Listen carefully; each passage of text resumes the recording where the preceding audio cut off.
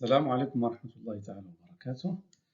Dans cette vidéo, je vais exposer à travers des exercices 4 modes de raisonnement logique, à savoir la déduction, la disjonction des cas, l'absurde et le contre-exemple. Tout d'abord, je donne les énoncés des exercices. Premier exercice, montrer que si n est un entier naturel impair, alors il en est de même pour n carré.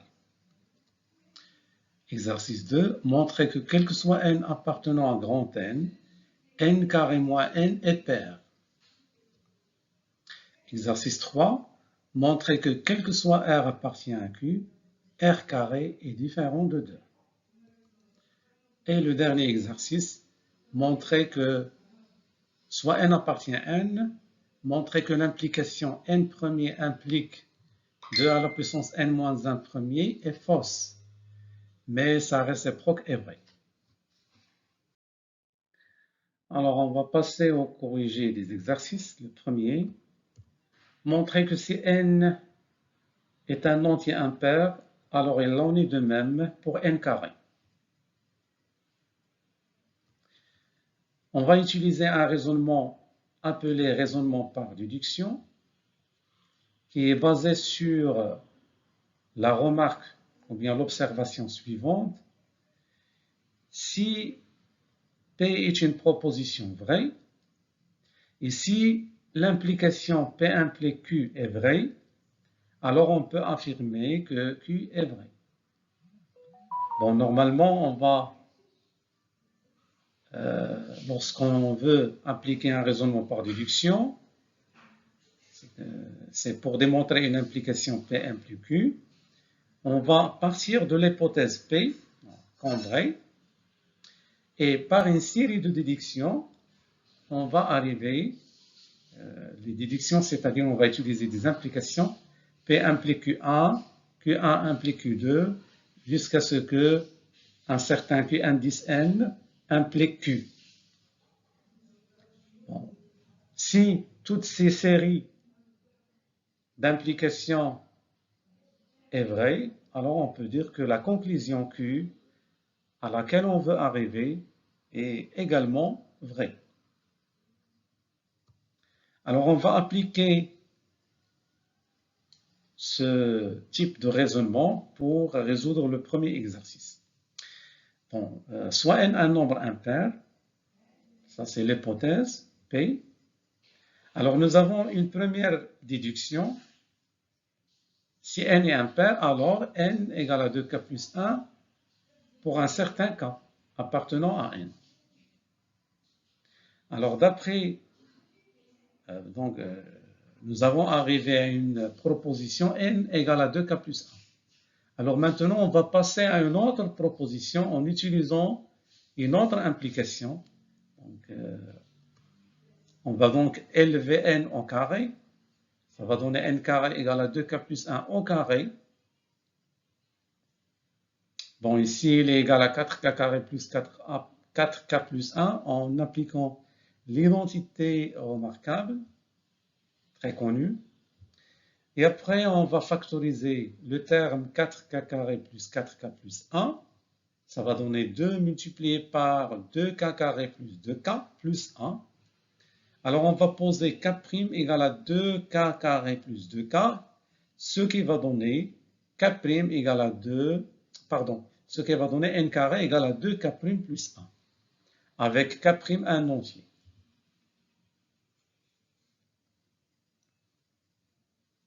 Et donc, on peut s'arrêter là, parce que n carré égale à 2k' plus 1, c'est-à-dire que n carré, elle est impair, et c'est la conclusion qu'on veut.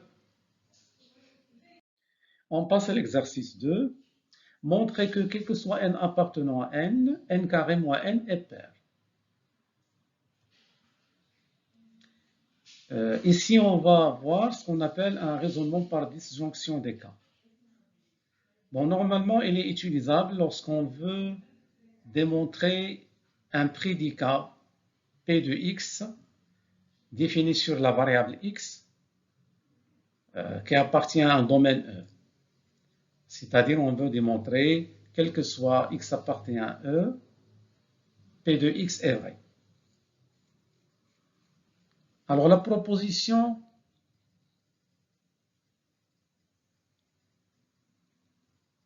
peut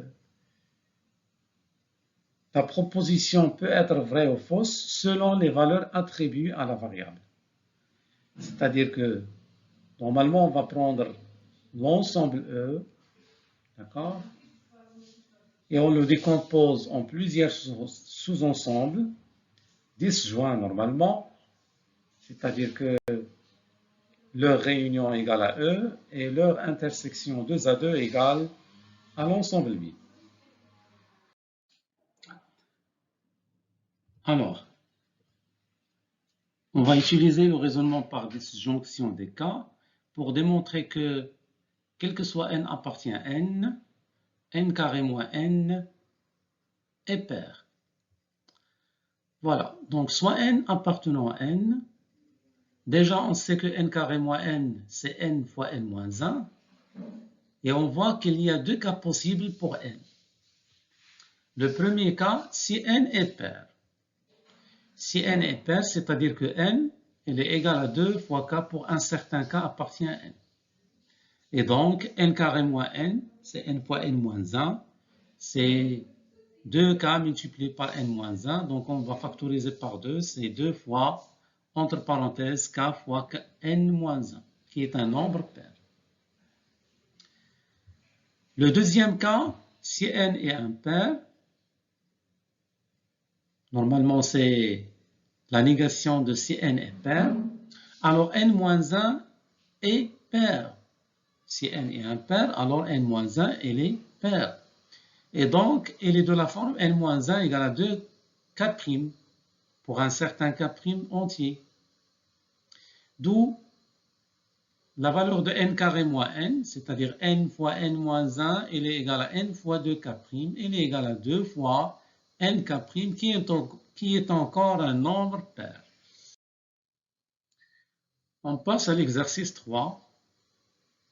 On va montrer que, quel que soit R appartenant à Q, R carré est différent de 2. C'est-à-dire que le carré d'un nombre rationnel ne peut être égal à 2. Bon, pour cela, on va utiliser ce qu'on appelle un raisonnement par l'absurde, qui est basé sur l'observation suivante. Nous voulons démontrer qu'une proposition Q est vraie. Alors, si l'implication non Q implique P est vraie, et si P est fausse, c'est-à-dire on va faire une déduction vraie, dans laquelle on a une conclusion P fausse, et donc l'hypothèse non Q devra être fausse, c'est-à-dire que Q est vrai. Donc c'est ça, si vous voulez, cette propriété, c'est la base de ce qu'on appelle le raisonnement par l'absurde. Bon, normalement, en pratique, qu'est-ce qu'on fait? On va supposer que la proposition qu'on veut démontrer Q est fausse, et on va déduire une proposition P fausse. Bon, par des déductions qui sont justes, c'est-à-dire vraies. Bon, on appelle ça une contradiction. Alors, on va montrer que, quel que soit R appartient à Q, R carré ne peut pas être égal à 2. Pour cela, on va utiliser un raisonnement par l'absurde. Donc, on va supposer que notre proposition est fausse, c'est-à-dire qu'il existe un rationnel R tel que R carré égale à 2. Puis, on va montrer que cette hypothèse ou bien cette supposition conduit à une contradiction. Comme R appartient à Q, alors on peut l'écrire sous la forme d'une fraction R égale à M divisé par N, avec M et N appartient à N, premier entre eux. c'est-à-dire qu'une fraction est réductible, avec n bien sûr différent de z, c'est-à-dire appartient à n étoile. Bon, pourquoi ici? Bon, normalement m et n appartient à z, parce que r ça peut être positif ou négatif. Bon, normalement, lorsque r est positif, on peut prendre m et n tous les deux entiers. C'est normal.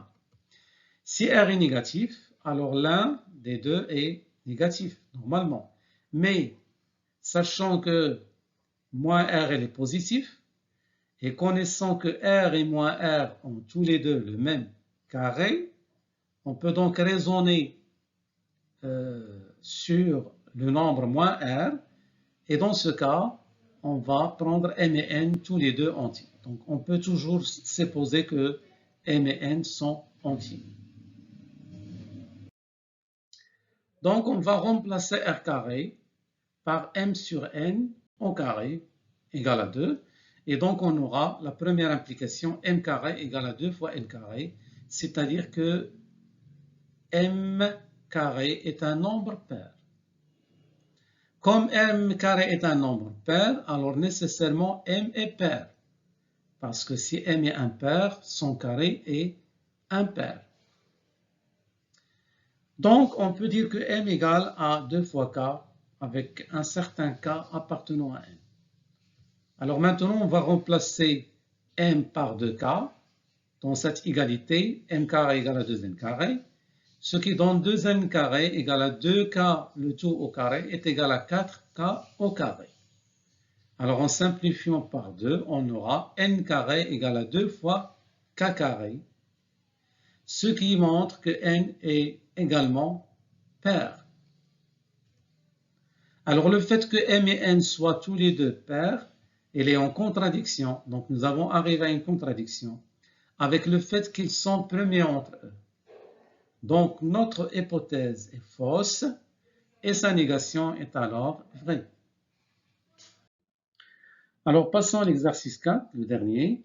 Soit n appartient à n, montrer que l'implication n premier implique 2 à la puissance n moins 1 premier est fausse et sa réciproque est vraie. Bon, on va utiliser ce qu'on appelle un raisonnement par contre-exemple, qui est basé sur l'observation suivante. Nous savons que si P est un prédicat défini sur un ensemble E, on a non quel que soit x tel que P de x est équivalente à il existe x appartient à E tel que non P de x. Donc, pour montrer que non quel que soit x appartient à E P de x est vrai, c'est-à-dire on veut montrer que quel que soit x appartient à E, P de x est faux, il suffit de trouver un x appartient à E qui vérifie non P de x. Ça, c'est ce qu'on appelle un contre-exemple. Alors, on veut montrer que quel que soit n appartient à n, n premier implique 2 à la puissance n moins 1 premier est fausse. Il suffit de montrer donc qu'il existe appartient à n tel que n premier et 2 à la puissance n moins 1 non premier, ce qui est la négation. Alors, on va faire ça en cherchant un contre-exemple, tout simplement.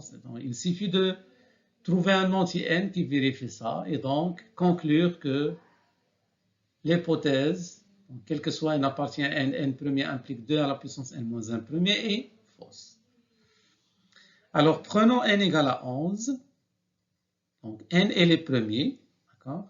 Mais 2 à la puissance 11 moins 1, c'est 2048 moins 1, c'est 2047, égale à 23 fois 89, qui n'est pas donc premier.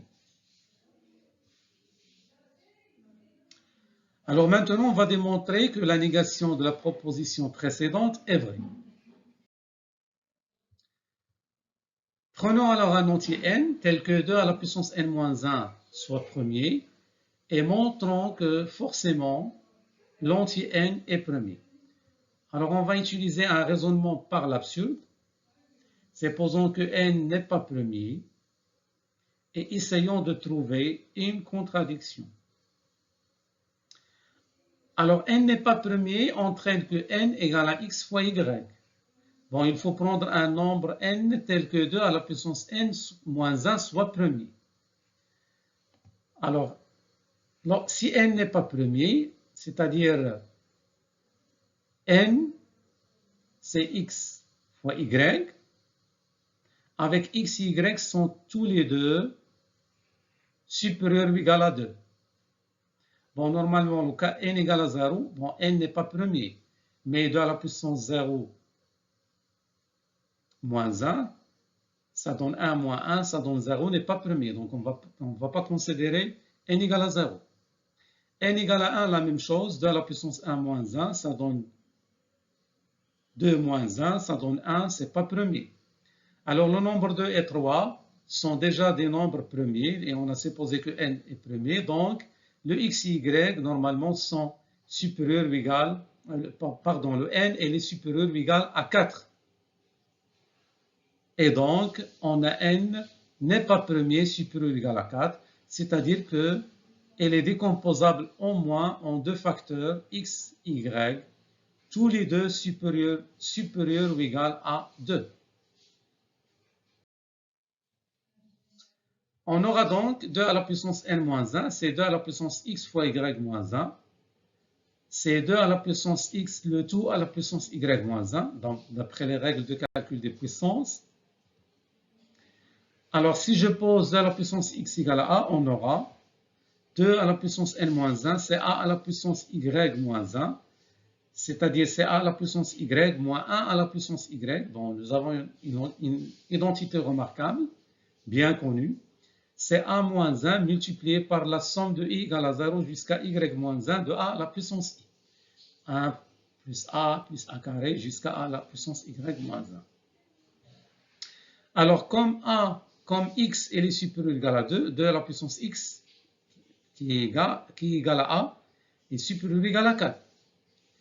Et la somme de i égale à 0 jusqu'à y moins 1, comme y est supérieur ou égal à 2, elle est supérieure ou égale à 5. C'est au moins 1 plus a. Lorsque y est supérieur ou égal à 2, on peut aller jusqu'à a, au moins. C'est-à-dire que la valeur minimale de cette sommation, elle est égale à 1 plus a, qui est égal à au moins 5.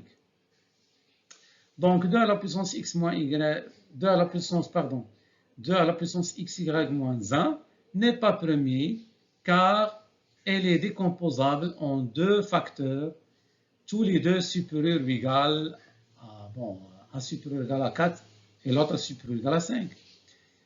Ce qui constitue une contradiction avec notre hypothèse que 2 à la puissance n-1 est